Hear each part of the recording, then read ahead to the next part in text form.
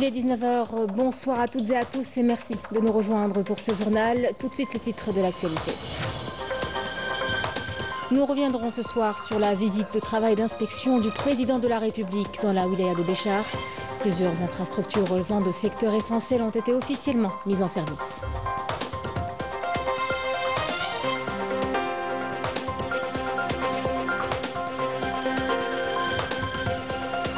Nous vous parlerons entre autres de la faculté de médecine inaugurée par le président de la République. L'accent a été mis sur l'importance de se baser sur la langue anglaise dans l'enseignement et l'apprentissage dans le domaine de la médecine.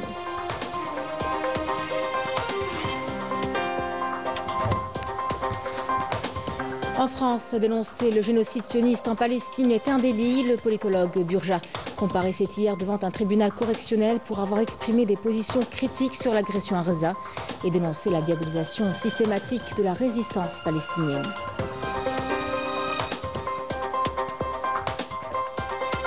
Nous évoquerons par la suite le salon Siha qui se déroule à Oran. Une 15e édition à travers laquelle le secteur du tourisme se mobilise pour faire de l'Algérie une destination touristique par excellence. De nombreux acteurs publics et privés y prennent part.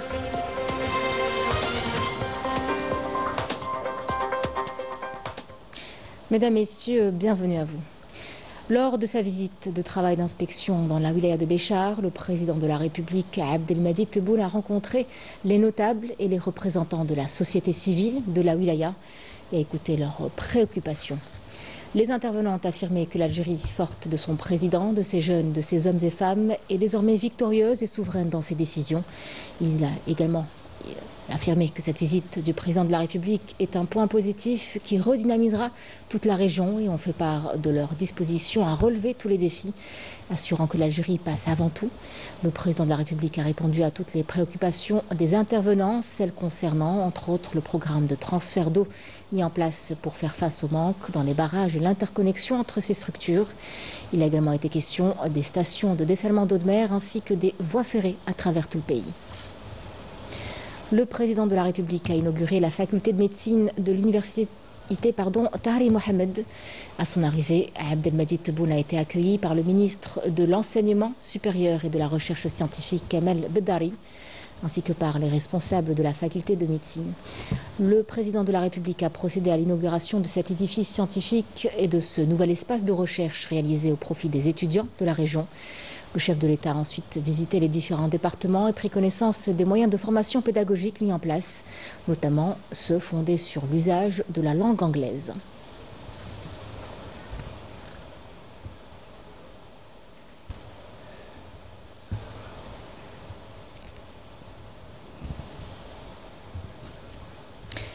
Lors de sa rencontre avec les étudiants, le président de la République a mis l'accent sur l'importance de se baser sur la langue anglaise dans l'enseignement et l'apprentissage, et ce dans le domaine de la médecine. Écoutons-le. سؤال بسيط بالنسبة لتعليم الطب باللغة الإنجليزية قابلينها كل إن شاء الله طلبة. يكن في علمك السيد رئيس الجمهورية أن كل المجلدات التي نعتمدها حاليا من 2022 هي بالإنجليزية. إذا لا يكون هناك إلا حل غير التحول للغة الإنجليزية. الحمد لله الحمد لله. أرادوا مواكبة التكنولوجيا الحديثة. ما لا كان قرار صعب. طبيعة الحال. ما يقولوا باللي بعض الطلبة يقول لك صعب باش نتحولوا من الفرنساوية للإنجليزية. هناك تنظيمات وخطط طريق لإعادة المصالح الإنجليزية. إن شاء الله. En supervisant la cérémonie de pose de la première pierre du projet de réalisation du concentré des boulettes de fer implanté dans la zone industrielle de Toumiat, le président de la République a insisté sur l'importance d'un approvisionnement fiable et d'une distribution efficace des ressources pétrolières dans la wilaya. Le chef de l'État est également revenu sur la nécessité de garantir des stocks suffisants pour couvrir une période minimale de 40 jours. Écoutons le chef de l'État. La sécurité est assurée pour 20 jours. إذا عندكم شي برنامج مستقبلي يكون هذه المنطقة هذه وتندوف. D'accord. Pour arriver au moins 40 jours de sécurité بالأقل. وصرات لكم بعد ملي جاو الفيضانات والسكة راحت قعدتوا هنا بلا وقود. كان اضرار ممكن تدفع وكان وهران ممكن تدفع وتلمسان. سي با نورمال هذه 20 جور. Il faut pas se contenter de ça. C'est trop peu pour un pays pétrolier et pour une région frontalière. Le président de la République a tenu à saluer les efforts du groupe Sonelgaz ainsi que ceux de tous les professionnels qui ont accompli leur mission tant sur le territoire national qu'à l'étranger. لا يسعنا إلا أن ننوه بالمجهودات تاع سونرغاز. صراحة يعني اللي نقولوا فيها قليل. أديتوا المهمة نتاعكم على أحسن وجه في الداخل وفي الخارج. أعتقد أن اليوم في احتياط بالنسبة للإنتاج، احتياط غير مستعمل. هذا اللي نقوله ربما نصدر أوروبا وغير أوروبا. نحاول نفوت المرحلة الثانية اللي كان طلبها في الوزير هو الماياج تاع لو سود مع لو نور. En supervisant cette fois la pose de la première pierre du complexe sportif de Béchar, le président de la République a qualifié ce complexe d'édifice moderne qui répond aux aspirations du club de la jeunesse de la Saoura. Écoutons-le. بالنسبة للملعب هذا أنا التزمت، واليوم يعني فريق نتاع بشار وشباب الساورة يعني راه من الفرق المهمة على مستوى الوطن، كذلك يستاهلوا مرفق مثل هذا. هي ولاية كانت ناقصة كثير المرافق ولكن اليوم وصلت للمستوى الوطني، وإن شاء الله نزيدوا نواصلوا حتى تبقى ما بين الولايات الأوائل. Le président de la République a mis en avant le caractère moderne de ce complexe, symbole des ambitions et du potentiel de la jeunesse de la Saoura, et a salué le professionnalisme du ministère de l'Habitat et de l'ensemble des acteurs qui ont œuvré à la concrétisation de ce projet dans le respect des normes et des délais internationaux. وشكرا سي طارق على كل المجهودات اللي عم تديرها في السكن. اعتقد ان اغلبيه نتاع السكن ما نهضرش على مقر الولايه، ولكن بالنسبه لتاغيت وبالنسبه للاحمر بوكايس هذو كلهم حابين بناء الريفي يعني. لان الناس هنا تفضل البناء الفردي، لان عيشتهم في الصيف ابتداء من ماي جوان عيشتهم في السطح.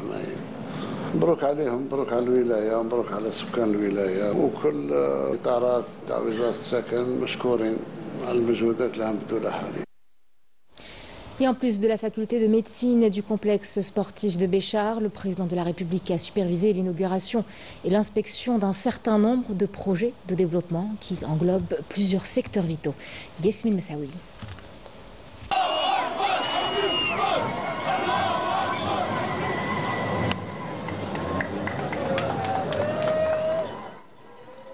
La visite du président de la République, Abdelmadjid Tebboune, à Béchar, témoigne encore une fois de tout l'intérêt accordé par les plus hautes autorités du pays au Grand Sud algérien. Considéré comme centre névralgique de l'Algérie, mais également clé du renouveau économique escompté, nourri par une conscience populaire à la hauteur de l'importance des projets stratégiques d'envergure, inspectés, inaugurés et lancés afin de promouvoir le développement intégré de toute une région.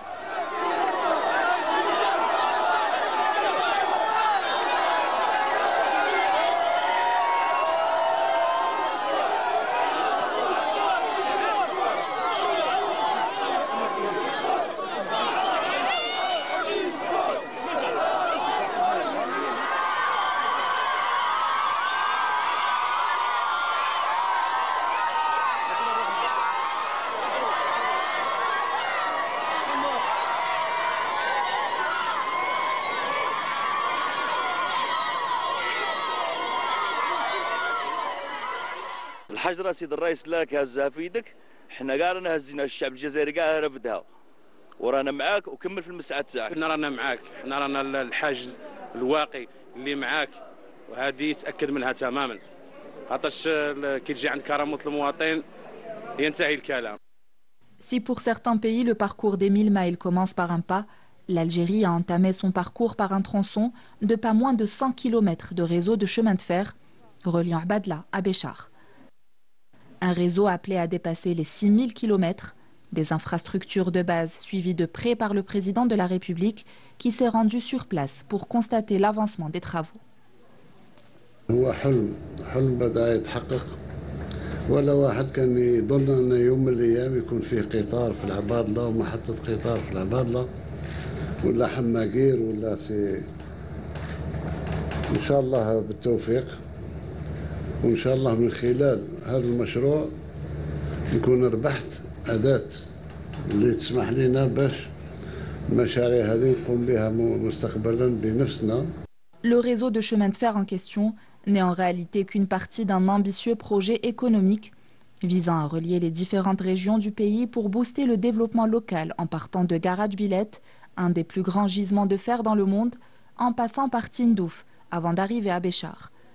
Un ambitieux projet avec une portée nationale certaine basée sur une clairvoyance et une vision économique prospective. D'où l'importance du complexe de production de concentrés et de boulettes de fer, dont la première pierre a été déposée par le président de la République au niveau de la zone industrielle de Toumiette. Un des projets que les plus hautes autorités sont décidées à concrétiser sur le terrain pour améliorer le cadre de vie des citoyens par le biais d'une vision stratégique visant à préserver les nappes phréatiques tout en assurant un approvisionnement régulier des habitants en eau potable. Et mettant fin au spectre de la sécheresse grâce au projet de transfert des eaux du champ de captage de Qatarani à Béchar, qui constitue un des plus importants projets visant à assurer la sécurité hydrique. هو مشروع حقيقة ما بين المشاريع التي تعتبر معجزة بالنسبة للوقت الحالي بعد فقدان الأمل بعد الجفاف القاسي اللي مس المنطقة وأدى إلى جفاف تام بالنسبة لسد جرف التربة المنطقة صبحت آمنة دروك. Des projets appelés à voir le jour grâce à la volonté qui a toujours animé les jeunes de la région qui bénéficieront d'un complexe sportif, le premier du genre dans le sud algérien, et qui répond aux attentes d'une jeunesse porteuse de l'étendard national sur la scène sportive nationale et internationale. بالنسبة للملعب هذا أنا التزمت واليوم يعني فريق نتاع بشار شباب الثورة يعني راه من الفرق المهمة على مستوى الوطن كذلك يستاهلوا مرفق مثل هذا. La fin d'une visite certes, mais qui marque le début de la concrétisation d'une multitude de projets économiques d'une portée nationale, enracinés dans le Grand Sud algérien.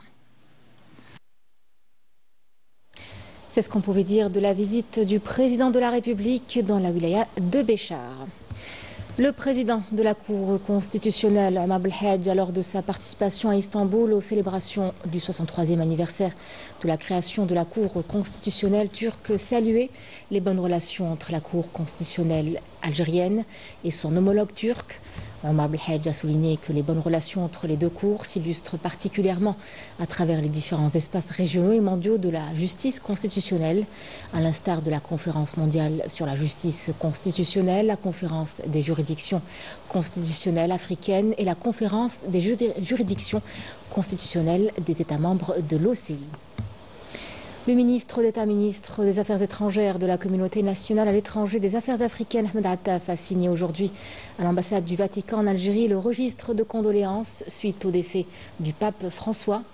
On peut y lire que c'est avec une profonde tristesse et une grande affliction que nous avons appris le décès du souverain pontifé, le pape François, survenu le lundi 21 avril 2025 à Rome, des suites d'une longue maladie. Le décès du pape François constitue une perte immense pour l'humanité tout entière, qui garde de lui l'image d'un homme d'une humanité et d'une moralité exemplaire, ainsi que ses bonnes actions au service des pauvres et des démunis, prônant tout au long de sa vie la générosité, la sagesse, la modération, appelant sans cesse à la promotion de la paix et des valeurs de tolérance entre les peuples et œuvrant sans relâche au renforcement du dialogue entre les religions. Fin du message. En France, en plus des voix qui dénoncent, de plus en plus de voix dénoncent le génocide sioniste contre le peuple palestinien, sont inquiétés par la justice. Un politologue du nom de François Burja est aujourd'hui poursuivi pour avoir exprimé des positions critiques sur l'agression à Gaza. Un procès qui relève un climat tendu où certaines prises de parole dérangent, comme quoi la liberté d'expression, pourtant un pilier fondamental, semble soudain fragile lorsqu'il s'agit de la Palestine. Yemina Saïdi. François Burga, politologue respecté, ancien directeur de recherche au CNRS, comparaissait hier devant le tribunal correctionnel d'Aix-en-Provence. En cause, plusieurs messages postés sur les réseaux sociaux, dans lesquels il dénonce la diabolisation systématique de la résistance palestinienne. Cette simple expression, la corrélation de l'action du Hamas à la résistance est devenue en France un crime. Mon crime personnel, dont je suis particulièrement fier jusqu'à ce jour, c'est d'avoir dit dans un seul tweet sur X, d'avoir dit que personnellement, j'avais beaucoup plus de respect pour les dirigeants du Hamas que je n'en avais pour les dirigeants israéliens. Pour ces propos jugés comme une apologie du terrorisme, le procureur a requis 8 mois de prison avec sursis, 4 000 € d'amende, une interdiction d'accès aux réseaux sociaux pendant 6 mois et 2 ans d'inéligibilité. Le chercheur présenté par l'accusation comme un soutien du Hamas s'est pourtant toujours inscrit dans une lecture géopolitique critique et universitaire de la guerre génocidaire menée par l'entité sioniste contre le peuple palestinien. Sans jamais appeler à la violence, il a analysé, dénoncé et contextualisé les crimes commis contre les civils innocents de Gaza. Mais en France aujourd'hui, oser remettre en question la version dominante suffit à être criminalisé.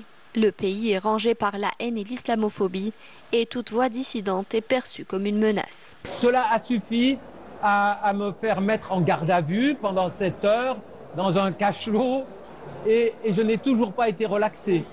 Il est important que vous sachiez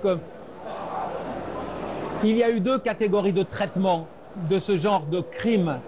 Il y a les non-musulmans et puis les musulmans. Des dizaines de Français de confession musulmane ont subi des torts beaucoup plus importants que moi. Pendant que l'on attaque les intellectuels engagés, Benyamin Netanyahou, pourtant poursuivi par la Cour pénale internationale pour crimes contre l'humanité, survole paisiblement l'espace aérien français pour se rendre à Washington. Aucun mandat exécuté, aucune réaction officielle. Emmanuel Fernandez, député, s'en est indigné publiquement. La France avait l'obligation légale de coopérer avec la CPI au moment où d'autres pays lui ont interdit de survoler leur espace aérien. Pourtant, il y a quelques jours, en dépit du fait que la France soit légalement tenue de coopérer pleinement aux enquêtes et aux poursuites de la Cour pénale internationale, Netanyahou aurait été autorisé à survoler l'espace aérien français, alors même que cet avion a été forcé à 400 km de détour afin d'éviter le survol des Pays-Bas, de l'Islande et de l'Irlande, qui menaçaient, eux, de respecter leurs engagements internationaux en arrêtant le fugitif. Sur les réseaux sociaux, l'indignation est générale. Les internautes dénoncent l'hypocrisie d'un système judiciaire qui choisit ses coupables et ferme les yeux sur les crimes d'État.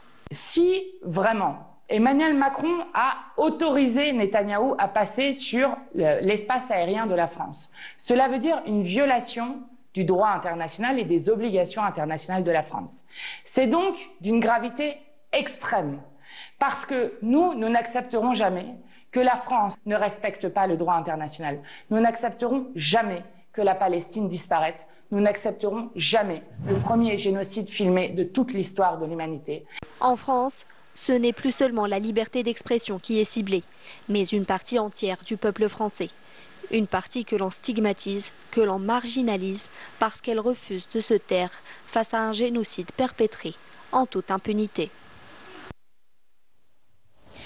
Un climat que l'on retrouve aussi dans les discours politiques. À mesure que les tensions montent en France, certains responsables optent pour des prises de position qui divisent. À l'extrême droite, les propos tenus sur l'immigration et sur l'Algérie en particulier suscitent de vives inquiétudes. Des discours de haine portés par le ministre français de l'Intérieur qui provoquent un rejet total, que ce soit d'ailleurs dans la rue ou même au sein même des partis politiques. Rina Lohari. Bruno Retailleau se retrouve une fois de plus sous le feu des critiques. Plusieurs voix, tant politiques que médiatiques, dénoncent ces prises de position jugées extrémistes, notamment sur l'immigration et l'islam. Accusé d'alimenter les discours de haine et de renforcer les divisions au sein de la société française, il est cette fois pointé du doigt pour une rhétorique jugée anxiogène et islamophobe. Une dérive verbale qui, selon ses détracteurs, conforte les réflexes identitaires et nuit au vivre ensemble. Quand M. Retailleau a décidé de parler de l'Algérie matin, midi et soir, comme si c'était le principal problème géopolitique de la France aujourd'hui, en oubliant qu'il y a beaucoup de concitoyens qui sont binationaux, en oubliant qu'en faisant ça, il fait mal aussi à des Français, ce sont eux les diviseurs, je suis désolée. Malgré les accusations de corruption, de détournement de fonds publics et de démantèlement de services sociaux, Bruno Retailleau, porté par une approche autoritaire, tente d'imposer ses réformes controversées au Parlement. Ces mesures, jugées régressives et contraires aux principes fondamentaux des droits humains, ont suscité une vive opposition et indignation. Ce pays est à nous tous, et à chaque enfant que je vois, avec qui je parle, quand les parents viennent me voir et qu'ils me disent « Monsieur Mélenchon, est-ce que nous allons devoir partir ?»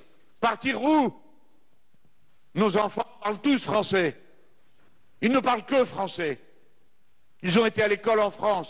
Ce sont nos enfants. C'est notre patrie commune. Si quelqu'un doit partir, c'est ceux qui ne supportent pas les autres. En voulant institutionnaliser le racisme sous couvert de politique intérieure, le ministre de l'Intérieur français a laissé transparaître une hostilité flagrante envers l'Algérie. Cette posture, loin de renforcer l'ordre, s'est retournée contre la cohésion nationale. En 2023, les crimes et délits racistes ont bondi de 32% par rapport à l'année précédente, un chiffre qui en dit long sur les dérives d'une stratégie fondée sur la stigmatisation et la haine. Pendant ce temps, sur un autre front, une autre violence sévit dans le silence, celle que subit au quotidien le peuple sahraoui. Les familles sont déplacées sans en être averties, leurs maisons sont détruites sans raison et de nombreux observateurs sont expulsés des territoires occupés. Les forces d'occupation marocaines avancent dans l'indifférence quasi générale en adoptant une politique qui semble nier totalement les droits les plus élémentaires d'un peuple en quête de reconnaissance. Yanis El-Belkacem.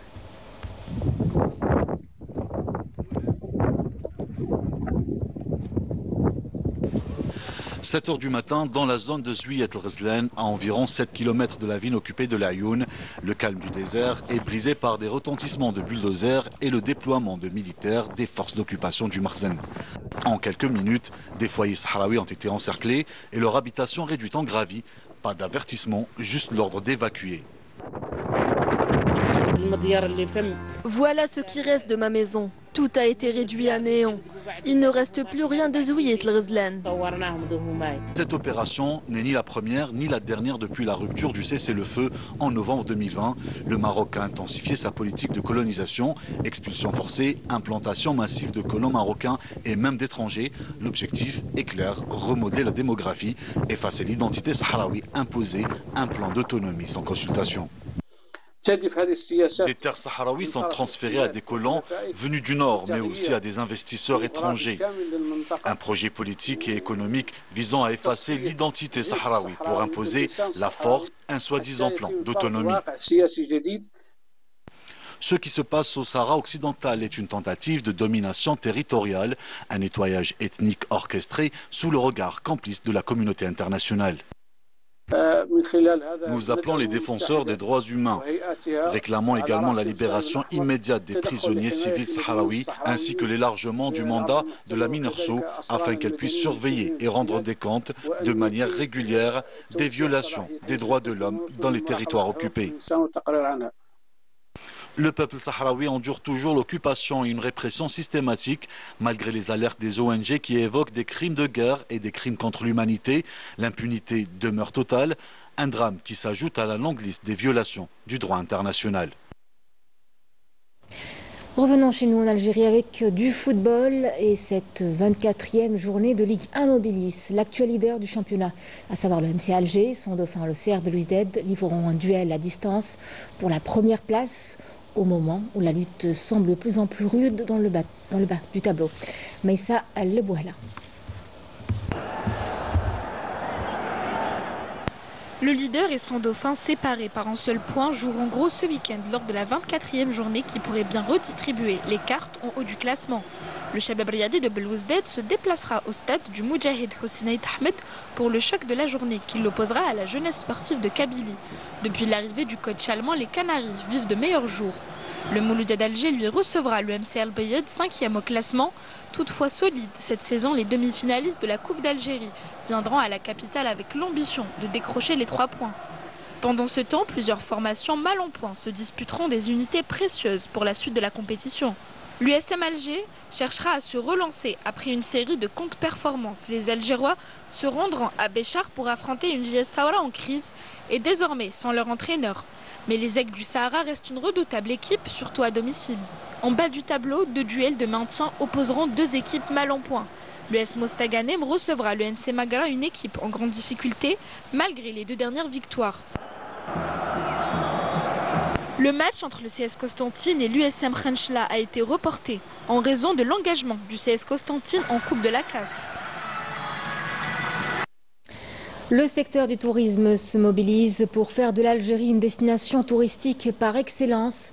À Oran, la 15e édition du Salon international du tourisme, des voyages, des transports, de l'hôtellerie et de la restauration rassemble ces jours-ci de nombreux acteurs, privés et publics, y compris les banques. Il s'agit là de bâtir des partenariats solides, soutenir l'investissement et avoir une véritable stratégie d'ouverture à l'international. Yasmine Amri.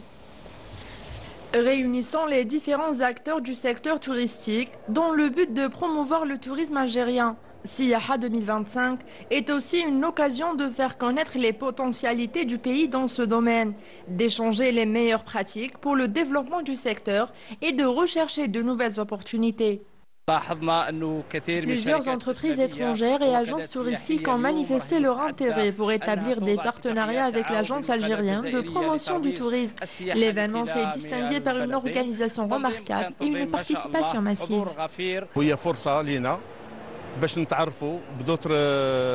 C'est une occasion pour nous de faire connaissance avec d'autres agences, qu'elles soient étrangères ou algériennes.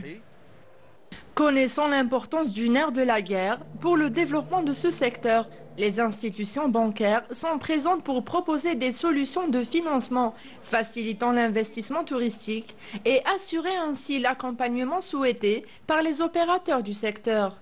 BDL, à travers son réseau commercial, offre toutes les chances et des opportunités prometteuses pour réaliser des projets dans le secteur. À travers un financement classique très simple, un financement de moyen terme qui peut aller jusqu'à 10 ans, nonobstant l'accompagnement personnalisé depuis la prospection du client jusqu'à la livraison du projet. C'est une excellente occasion de nouer des contacts avec les acteurs du secteur touristique en Algérie. Nous disposons d'accords de coopération à plusieurs niveaux, touristique, économique et médical. Cela inclut des partenariats avec la Confédération du tourisme de santé, ainsi qu'avec des établissements hospitaliers en Algérie et en Jordanie. Entre l'ouverture sur le marché international et la valorisation du tourisme local, le Salon Siyaha se confirme comme un rendez-vous incontournable où se dessine l'avenir du secteur touristique en Algérie. Notre journaliste Yasmine Amri qui s'est rendue à Mostaganem également à la rencontre de familles venues passer un séjour au vert dans un complexe touristique installé en pleine nature. L'ambiance, vous verrez, est à la détente et les visiteurs totalement conquis. Les conditions sont excellentes, le cadre soigné et l'organisation passée au peigne fin. Ici, tout est pensé pour offrir une vraie bouffée d'air frais. Regardez.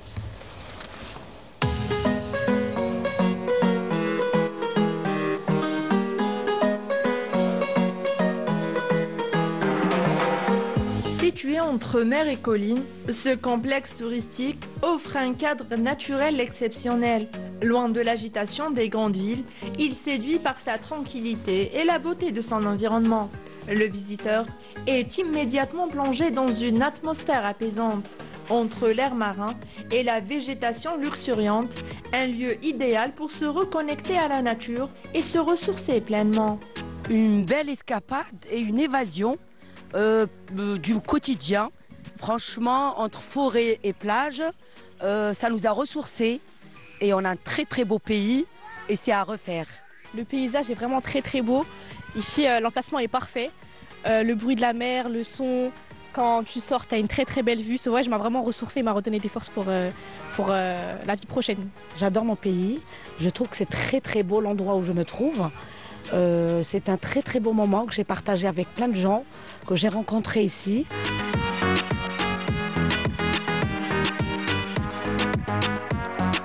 Le complexe met à sa disposition des infrastructures modernes et bien entretenues, pensées pour le bien-être des visiteurs. Outre les hébergements spatiaux et les espaces de détente, une variété d'animations est proposée tout au long du séjour. Activités en plein air, divertissements pour enfants et programmes organisés permettent à chacun de vivre une expérience dynamique et conviviale, tout en profitant d'un encadrement professionnel et chaleureux. C'est un complexe où je viens pratiquement toute l'année. Et ce qui est important ici et attirant ici, c'est surtout l'atmosphère. Ce qui est bien aussi, c'est surtout le plein air. C'est vraiment les chalets sont disposés convenablement. Je me suis baignée, c'était bien et on s'est bien amusé et j'espère qu'un jour je pourrai vivre ici. And I'm happy that it's the holidays and I like being in Algeria and I like the beach. Je veux bien me rebaigner, comme ça j'ai une journée super. Notre but est de soutenir le tourisme national en accueillant des visiteurs du pays et de l'étranger, avec une vision tournée vers l'avenir et le développement du secteur.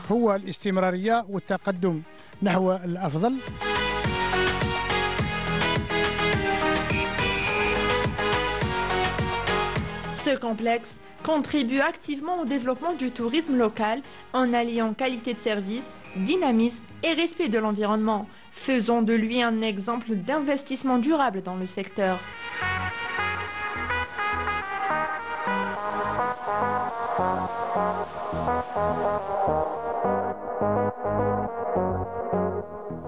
C'est la fin de ce journal. Merci à vous de l'avoir suivi. Je vous souhaite une excellente soirée avec la suite de nos programmes sur Canal Algérie. À demain pour le journal de 19h.